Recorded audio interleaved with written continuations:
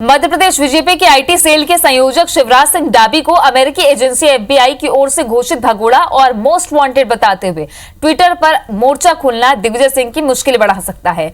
दिग्गी ने शिवराज डाबी को भगोड़ा और मोस्ट वांटेड बताते हुए ट्वीट किए थे। बीजेपी का आरोप है इस मामले में दिग्विजय सिंह ने यह छुपाया कि डाबी को मोस्ट वांटेड की लिस्ट से हटाया जा चुका है। जिस मामले का जिक्र दिग्विजय सिंह ने ट्वीट में किया है, अब वो ना तो साइबर अपराधी है और न ही अमेरिका के मोस्ट वांटेड। बीजेपी ने इस मामले में क्राइम ब्रांच में दिग्विजय सिंह के खिलाफ साइबर सेल में एफआईआर दर्ज कराने के लिए शिकायत कर दी है। दिग्विजय सिंह जी को ये देखना चाहिए कि आखिर वो कहां तक जाएंगे। अभी शिवराज डाबी जी के खिलाफ अमेरिका की किसी भी अदालत में किसी भी जांच एजेंसी द्वारा कोई भी कार्रवाई नहीं की जा रही है और इस हद तक नीचे उतरना उनकी इस मानसिकता का देता है कि बहुत थक गए हैं और मुझे तो लगता है कि अब उन्हें रिटायरमेंट लेके घर पे बैठ जाना चाहिए। इस पे जो उन्होंने आरोप लगाए हैं ये जो आरोप लगाए वो स्क्रीन और जो न्यूज शॉट है जो दिए 2015 के केस की, आज की तारीख में एफबीआई में ना ही मैं वांटेड हूँ और ना ही मेरे ऊपर कोई केस चल रहा है। अभी देखिए हम अभी एफआईआर दर्ज करिए, अब वो हम विचार करेंगे हमको क्या करना है, पार्टी डिसाइड करेंगे। तो हमेशा अपने बयानों और ट्वीट से सुर्खियों में रहने वाले दिग्विजय सिंह की मुश्किल इस वक्त बीजेपी बढ़ा सकती है, क्योंकि एक ट्वीट ने उनको निशाने पर ला दिया है।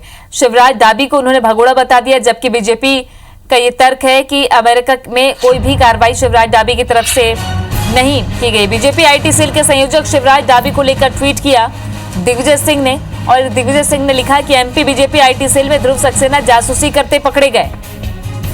आईएसआई के लिए जासूसी करते पकड़े गए ध्रुव सक्सेना, ये बात दिग्विजय सिंह ने अपने ट्वीट में लिखी। शिवराज डाबी अमेरिका में फ्रॉड करते पकड़े गए और भगोड़ा उनको बताया गया। बीजेपी आईटी सेल के संयोजक शिवराज डाबी को लेकर ट्वीट किया दिग्विजय सिंह ने, जिसके बाद अब बीजेपी के निशाने पर आ चुके हैं दिग्विजय सिंह। सुधीर दंडोतिया जुड़ गए हमारे साथ ज्यादा जानकारी के साथ। सुधीर, एक तरफ मध्य प्रदेश में सियासी हवा अलग अलग रुख ले रही है, लेकिन दिग्विजय सिंह जो अक्सर अपने बयानों या ट्वीट को लेकर के सुर्खियों में रहते हैं, इस बार बीजेपी ने मुद्दा जबरदस्त बनाया।